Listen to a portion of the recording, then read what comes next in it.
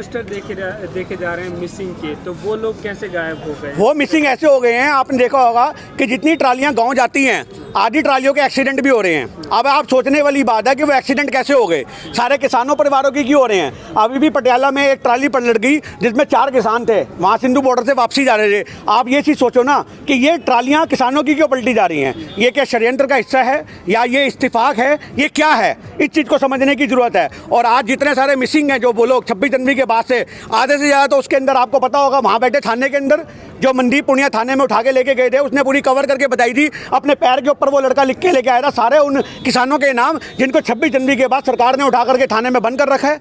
आज एक बात देखो ना, आज आप यहाँ भैया आदमी खड़ा है, आज ये भाई खड़े हैं, आज मैं खड़ा हूँ, हमारे को कोई उठा करके थाने में बंद कर देगा, हमारे तो घर वालों को पता भी नहीं लगेगा बंदा कहाँ से कहाँ गया।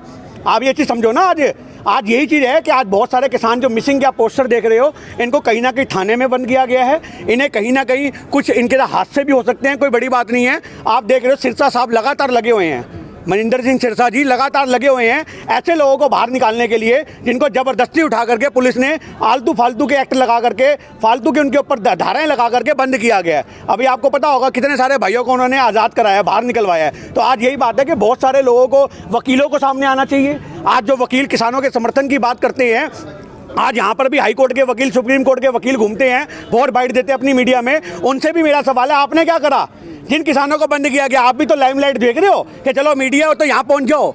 आज जो यहाँ पे घूमते हैं सुप्रीम कोर्ट के वकील साहब, उन्होंने किसी को भी रिहा करवाया, उन्होंने किसी के लिए अपना केस लड़ा? आज सबको पैसों से मतलब है। आज जितने किसान थाने में बंद बैठे हैं उनके लिए वकील सामने क्यों नहीं आते? आज वकीलों का दायित्व नहीं है क्या फ्री में केस लड़ने का?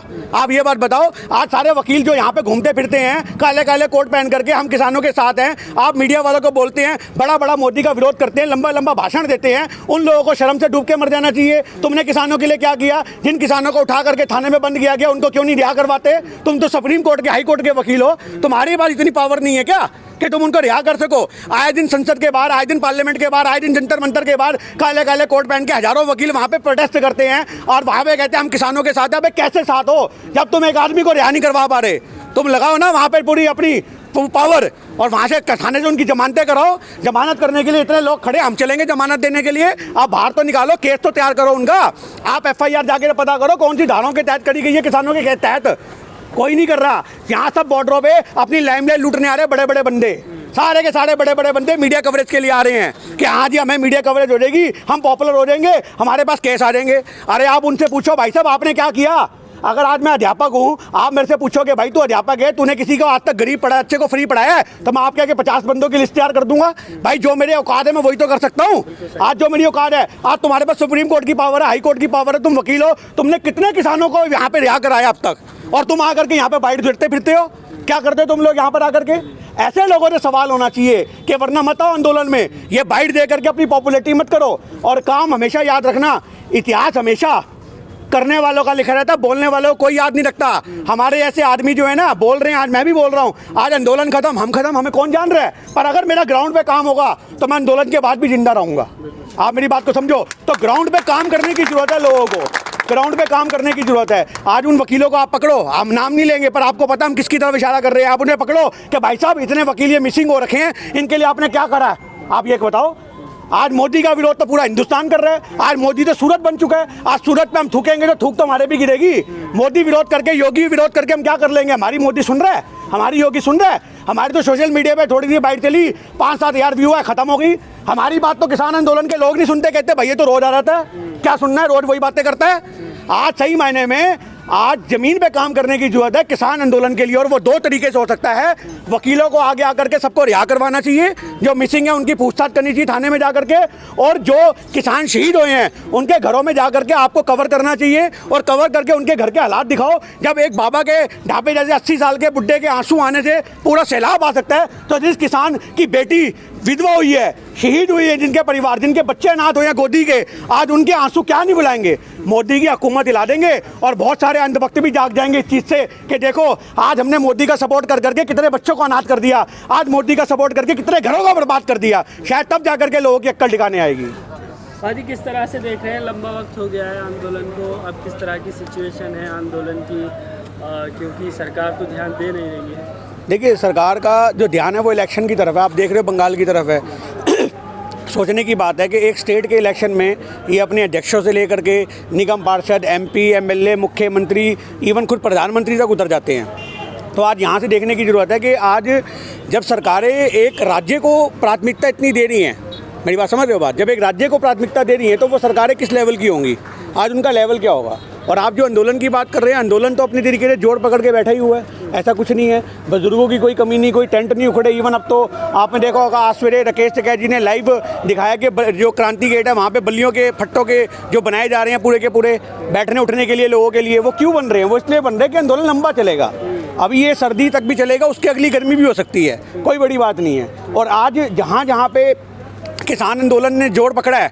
आपको देखने को मिला होगा कि वहाँ पर इनकी राजनीतिक जो धरोहर है वो बहुत कमज़ोर हो रही है सरकार की। अभी आपने बंगाल में भी देखा कि जो किसान आंदोलन का प्रभाव है वो लोगों की वाणी में दिख रहा है। आज वहाँ पे जैसे आप लोग भाई लोग रिपोर्टिंग करते हैं तो हम वहाँ पे लोगों को सुनते हैं, वक्ताओं को सुनते हैं, तो उन वक्ताओं का कहना है कि भैया हम किसान आंदोलन का पूरा समर्थन करते हैं और हम नहीं चाहते कि यहाँ पर मोदी जी आएँ।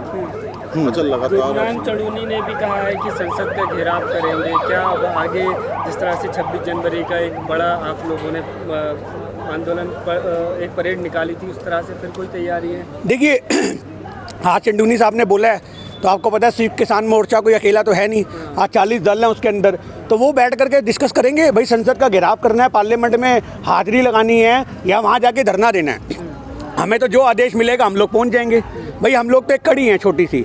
आज हम लोगों को कोई मैसेज मिलेगा कि ऐसा कुछ हो रहा है तो हम लोग उसका हिस्सा रहेंगे। 26 जनवरी का मिला था, हम 26 जनवरी परेड का हिस्सा रहे थे। आज अगर हमें मिलता है कि संसद का घेराव करना है तो हम बिल्कुल घेराव जाके करेंगे। आज देखिए घेराव करना ज़रूरी है, ये एक टाइम की नीड है। आज टाइम की नीड क्यों है? क्योंकि आज के टाइम में सरकारें बहरी हो चुकी हैं। आज सरकार सुन के भी अनदेखा कर रही है। मेरी बात समझ रहे हो बात? जब कोई अनसुना करे तो पकड़ के हिलाना पड़ता है, झंझोड़ना पड़ता है। मैं आपको 4 बार आवाज़ मारूं और आप मेरी बात ना सुनो तो मैं एक बार तो पकड़ के हिला दूंगा ना, भाई क्या बात होगी, ध्यान नहीं दे रहा। तो आज वही वाली बात है कि संसद को भी पकड़ के हिलाने की जरूरत है, तब जाकर के सरकारों को पता लगेगा कि आंदोलन जो है कितना मजबूत है। लेकिन जिस तरह से कोरोना की खबरें आ रही हैं कि लगातार देश में तेज़ी से कोरोना बढ़ रहा है, तो देश जो है वो लॉकडाउन की तरफ बढ़ रहा है दोबारा से, तो उस सिचुएशन में किसान आंदोलन क्या करेगा? देखिए, पिछली बार जब लॉकडाउन हुआ था आपने देखा था अच्छे खासे लोगों के हाथ में कटोरे आ गए थे। इस बार तो भीख मांगने के लिए कटोरे भी नहीं रहेंगे। मेरी बात आप समझ रहे हो बात? हालात इतने बद से बदतर हो जाएंगे कि कटोरा भी नहीं होगा हम लोगों के हाथ में। आज मैं एक अध्यापक हूँ, मैं आपको बता दूं कि हमारे जैसे कितने इंस्टीट्यूट चलाने वाले लोग जो थे आज ई रिक्शा चला रहे हैं। आप यहाँ से लगा लो कि अध्यापक का लेवल कितना डाउन हो गया कि परिवार पालने के लिए उन्हें ई रिक्शा चलाना पड़ रहा है। भैया नहीं किराया भर सकते, पिछले 4-5 लाख रुपये किराया मैंने अब तक घर बैठे बैठे कोचिंगों का भरा है। हर आदमी की क्षमता नहीं होती भरने की। तो आज मुद्दा यहाँ पर क्या है? मुद्दा यहाँ पर यह है कि लॉकडाउन जो है वो वहाँ किसान खत्म हो जाएगा, वो बंगाल में इलेक्शन, तो उसके बाद उन्होंने करना ही करना है। आज मोदी सरकार का सिंपल सा फॉर्मूला है कि अगर बंगाल में जीत गए तो गाज कर देंगे, गाजीपुर बॉर्डर पे मिलिट्री उतार देंगे जैसे पहले उतारी, अपने ये हथकंडे अपनाएंगे। या दूसरा हथकंडा इनके पास ये है कि कोरोना की आड़ लेकर के आंदोलन को खत्म करने का ये रूप अपनाएंगे। आज कोरोना जो है सही मायने में वो सरकारों को क्यों नहीं होता? आज मोदी जी के इतने वहाँ पे बंदे घूमते, रैलियों में आदमी घूमते, उनको क्यों नहीं होता?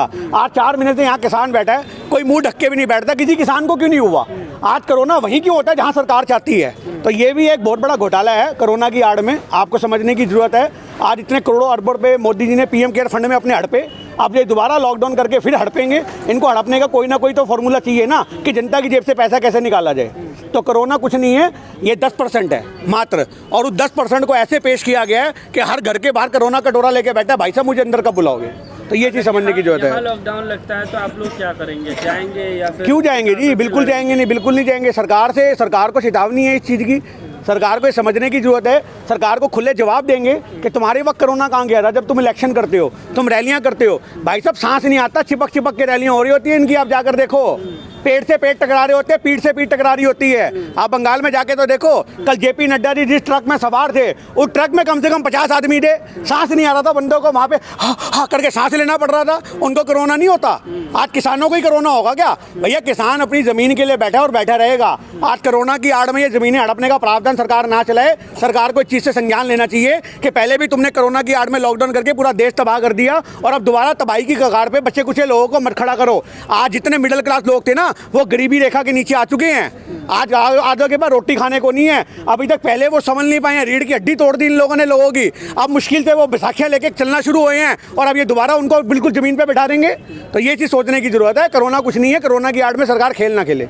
हर बार कहीं ना कहीं देखा जा रहा है कि मोदी सरकार का विरोध कर रही है, निजीकरण जिस तरह से किया जा रहा है, बैंक के कर्मचारी विरोध कर रहे हैं, युवा रोजगार मांग रहे हैं, किसान भी पिछले लंबे समय से बैठे हुए हैं। लेकिन बंगाल में प्रधानमंत्री मोदी जी, अमित शाह जी कहते हैं कि देश का हमने बहुत विकास किया है और बंगाल की बारी है, और दावे कर रहे हैं कि यहाँ पर भी हम अपनी सरकार बनाएंगे। देखिए, आज अगर अमित शाह जी ने बोला है, कल आपने देखा होगा कि 200 प्लस सीटें आएंगी, अमित शाह जी ने बोला है, तो अमित शाह जी ने बोला है ना अगर ये कि 200 प्लस सीटें आएंगी, तो चुनाव आयोग को अब देखना है कि वो कैसे आएंगी। मेरी बात समझ रहे हो? आप ये चुनाव आयोग के सिर पे उन्होंने गेंद डाल दी है कि भैया मैं तो बोल चुका हूँ, अब तू देख क्या होगा। मैंने तो बोल दिया 200 प्लस सीटें आएंगी, अब चुनाव आयोग के ऊपर पूरी गेम डाल दी गई है, अब तू देख कैसे आएंगी। मतलब अब आपको क्या लगता है ईवीएम में खेल होगा? यार ईवीएम में खेल क्या होगा, ईवीएम की ईवीएम बदली जाती हैं। आप देखो ना, आप इतनी ऑनलाइन चैनल न्यूज़, वो धर्मेंद्र चलाता है अपना भाई, उसने कल परसों खबर चलाई थी कि ईवीएम पकड़ी गई हैं। आप ये देखो ना, ईवीएम का खेल हैक करना तो बहुत छोटी बात रह चुकी थी आज तक, आप तो ईवीएम के ईवीएम बदले जाएंगे।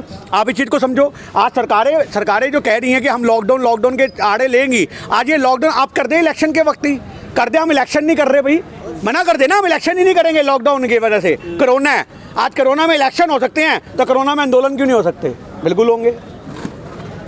क्या लगता है तो अब आगे की क्या रणनीति आप लोगों की लगती है, क्या विकल्प दिखाई दे? नहीं, आपने एक सवाल अभी और किया था निजीकरण का, उस बारे में मैं बता दूं, मैंने पहले भी अपनी बाइट में बोला है। मैं आज ये कहना चाहता हूं, जितने भी देश के बेरोजगार हैं, जितने बैंक कर्मचारी हैं, इतना बड़ा हाईवे है, मेरी बात समझ रहे हो? बात बगल बगल में अपने स्टॉल लगा के बैठ जाएं, अलग अलग अड्डे, पार्टीशन होते ना जैसे कि ये किसानों का है, ये बेरोजगारों का है, ये बैंक वाले बैठे हैं, और ये पूरा का पूरा गाजीपुर बॉर्डर यूपी का जो जा रहा है, इस पर अलग अलग पार्टीशन के तहत लोग बैठ जाएं। मैं कह रहा हूँ पैदल चलने वाले को जगह नहीं मिलेगी, इतनी दुनिया परेशान है इनसे, बैंक वाले परेशान, हर आदमी परेशान है। कोई एक वर्ग बता दो जो इसमें उभरा हो, हर वर्ग इसमें जमीन पे आया है। और आगे की रणनीति राकेश टिकैत जी ने आज सुबह ही अपने लाइव उसमें बताई है, जो उन्होंने फेसबुक पेज पे लाइव किया, कि उन्होंने बिल्कुल बताई है कि ये आंदोलन ऐसी बूस्ट पकड़ेगा, ये आंदोलन तेजी पकड़ेगा, गर्मी का माहौल है। उन्होंने बहुत अच्छा डायलॉग मारा कि भैया गाँव में कौन सी बर्फ़ पड़ रही है, गर्मी तो वहाँ भी है। आज गांव के लोग तो वैसे ही पेड़ के नीचे बैठते हैं, खाट लगा करके, पंखे में भी नहीं बैठते, तो आज भी गांव के लोग यहाँ बैठे तरपाल के नीचे। क्या दिक्कत है? कोई दिक्कत नहीं है। ये गर्मी तो शहरी लोगों को लगती है, हमारे तुम्हारे ऐसे लोगों को लगती है। गांव के बूढ़ी हड्डियों में गर्मी सर्दी का कोई रोल नहीं होता, उनके लिए सदा बाहर होते हैं 12 महीने। मेरी बात समझ रहे हो बात? और ये आंदोलन बूस्ट पकड़ेगा, ऐसे चलता रहेगा, और ये अक्टूबर तक जाएगा, जो उन्होंने बोला था, अक्टूबर से अगले अक्टूबर तक भी जाएगा। पर एक बात याद रखना, जो शुरू से एक स्लोगन चलता आ रहा है कि जब तक बिल वापसी नहीं, घर वापसी नहीं, उस हथकंडे के साथ, उस प्रोपेगेंडा के तहत, उस मतलब मजबूती के साथ हम लोग यहाँ डटे रहेंगे। गोदी मीडिया प्रोपेगेंडा चला रहा है कि आंदोलन खत्म हो गया है, कोई नहीं है वहाँ पर। गोदी मीडिया को बोले एक बार दिन में आओ ना, रात के समय आते हैं, सुबह सुबह 5-5 बजे उनके बंदे आते हैं, तंबू उखाड़ के दिखाएं अंदर जो लोग बैठे होते हैं। आप एक बात बताओ, आप शाम को 7 बजे के बाद यहाँ कवर करोगे तो बुजुर्ग आदमी 80-80 साल के अपने तंबुओं में जाके बैठेंगे, क्या करेंगे यहाँ सड़कों पे बैठ करके? आप ये बात बताओ। और आज जो गोदी मीडिया कह रही, दिन दिहाड़े आए हमसे बात करे गोदी मीडिया, हम उसको लेके चलेंगे। आज एक बात बताओ, मेरा तो कई मीडिया कर्मियों पर भी आरोप है, आज आप लोग ईमानदारी से अपना काम कर रहे हो, किसी गोदी मीडिया ने अब तक जा करके जो 250 से 300 किसान शहीद हुए हैं,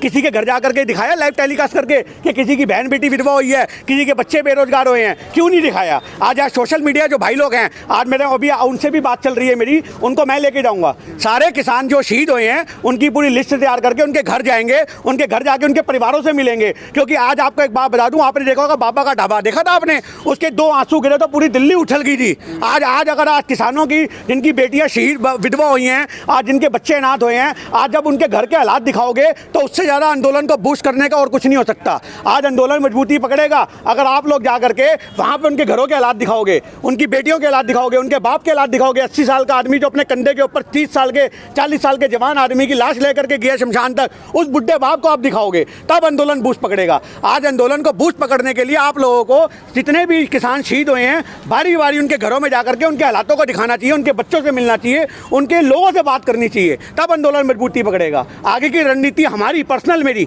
यही रणनीति है मेरी पर्सनल, कि मैं आप जो जितने भी मीडिया कर्मी भाई हैं उनको साथ लेकर के अपने खर्चे से, और बोलो, मैं ये भी नहीं कह रहा कि आप लोग अपने आप जाओ, आप मेरे खर्चे से चलो, मैं आपको ट्रांसपोर्टेशन की कॉस्ट के साथ लेकर चलूंगा। उन परिवारों से बात करेंगे, सोशल मीडिया पे अपील करेंगे। अगर हमें लगेगा कि कोई ऐसा घर भी है जहाँ पे खाने के भी वांदे पड़ चुके हैं, उनके परिवार का बंदा यहाँ शहीद हुआ है, तो हम अपील करेंगे कि ऐसे लोगों को आप जरूरत मुहैया कराओ। ये इनका फ़ोन नंबर दिलवाएंगे और लोगों से मदद की अपील करेंगे कि ऐसे लोगों की मदद की जाए, ऐसे किसान परिवारों की।